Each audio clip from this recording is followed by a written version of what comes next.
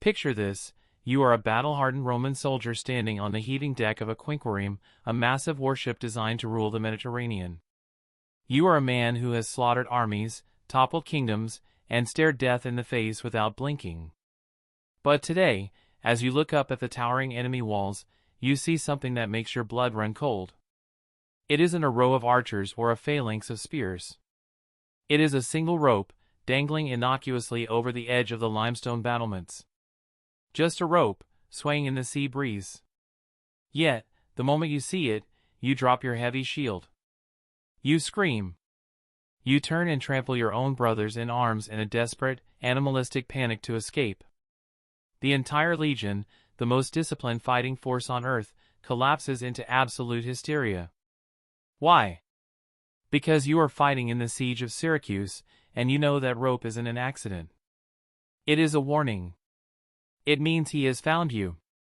It means the invisible hand of a madman is about to pluck your 60-ton ship out of the water and snap it like a dry twig. This was the only moment in human history where an entire army was psychologically broken, not by a god, not by a general, but by a mathematician. To understand how we arrived at this moment of sheer absurdity, we must rewind the clock to the year 213 BC. The Roman Republic is desperate, bleeding from 1,000 cuts. Hannibal Barca is ravaging the Italian countryside, dismantling Roman armies with terrifying efficiency, and the Senate knows the Republic is days away from extinction. They need a victory, and they need it immediately. Their eyes turn to Sicily, the wealthy island fortress that acts as the geopolitical pivot of the ancient world. Whoever holds Sicily holds the throat of the Mediterranean. It controls the trade routes, harbors the fleets, and produces enough grain in its volcanic soil to feed an empire. For Rome, taking Sicily isn't a luxury, it is a prerequisite for survival. The jewel of this island is Syracuse, a city that has flourished for 50 years under a golden age of peace. But that peace has shattered. Following a coup and a disastrous betrayal by a teenage king, Syracuse has defected to Carthage. Rome retaliates by unleashing their ultimate weapon, Marcus Claudius Marcellus, the Sword of Rome, commanding a massive fleet and thousands of the finest killers on earth.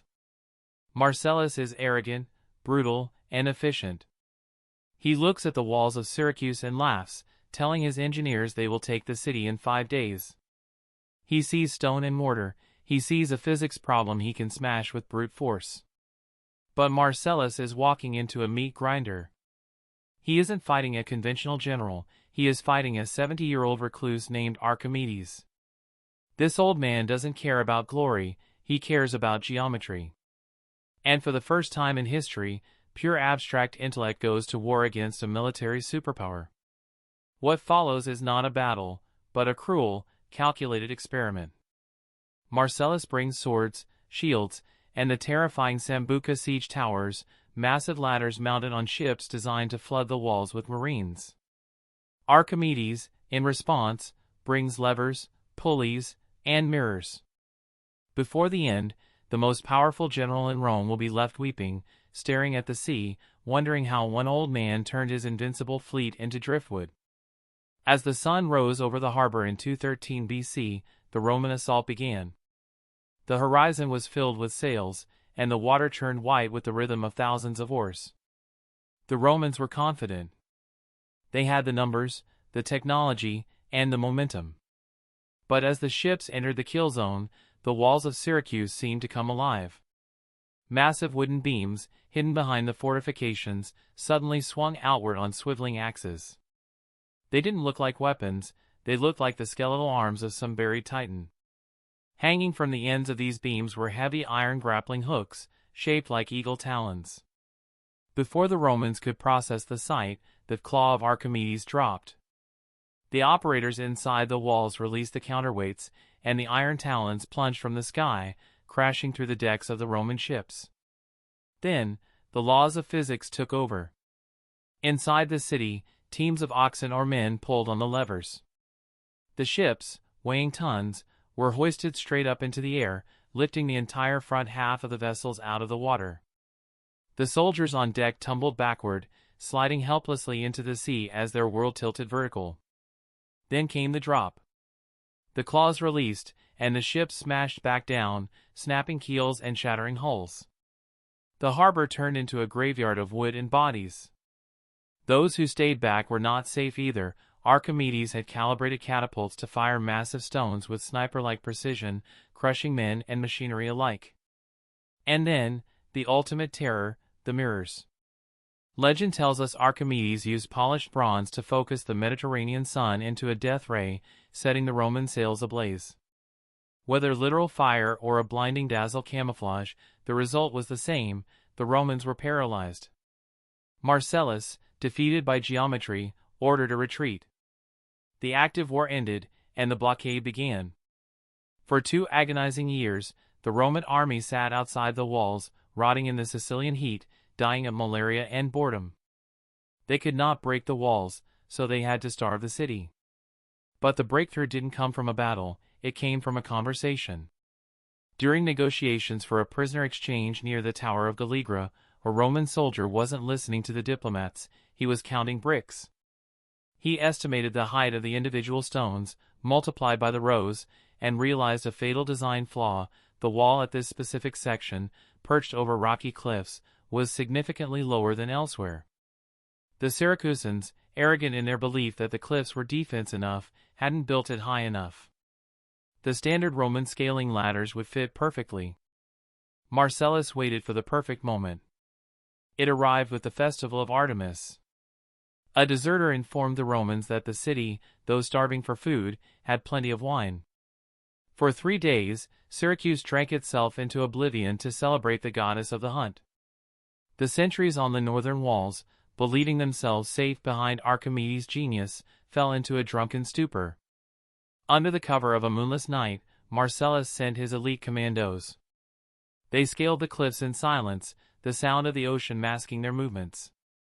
They slit the throats of the sleeping guards and opened the massive hexapolon gate. As dawn broke, the citizens of Syracuse woke up not to music, but to the sound of Roman trumpets blasting from inside their own walls. The impregnable city had fallen, not to a superweapon, but to a ladder and a bottle of wine. The fall of Syracuse was an atrocity. The pent-up frustration of the legions was unleashed on the civilian population. Temples were stripped, homes violated, and blood flowed in the gutters. But amidst this apocalypse, in a quiet garden, Archimedes was working. The 75-year-old genius was bent over a box of sand, tracing a complex diagram, utterly oblivious to the collapse of his world. A Roman soldier, blood-drunk and adrenaline-fueled, stumbled into the garden. He saw only a stubborn old man ignoring him. He barked in order to move. Archimedes didn't look up. He simply waved his hand and uttered the words that would echo through eternity: "Nolli turber circulos meos, do not disturb my circles." It was the ultimate defiance. Your war is temporary, this truth is eternal. The soldier, insulted, drew his sword and struck. Archimedes fell onto his own diagram, his blood washing away the geometry he died to protect. Marcellus was devastated. He had wanted the genius alive. He buried Archimedes with honor, but the damage was done. Rome had conquered the body of Syracuse, but in a moment of mindless violence, they had destroyed its brain. The story, however, has a haunting epilogue. Fast forward 137 years. The famous Roman orator Cicero arrives in Sicily and asks to see the tomb of Archimedes. The locals deny it exists. They have forgotten him.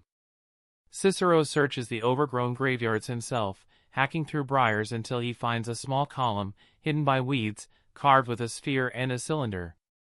It was a moment of profound connection across time, the greatest voice of Rome paying respects to the greatest mind of Greece, and a tomb forgotten by the very people he saved. So, what is the lesson for us today? We look back at the siege of Syracuse and we are mesmerized by the gadgets, the death rays, the claws, the giant ships. It is easy to get lost in the ancient superweapon hype.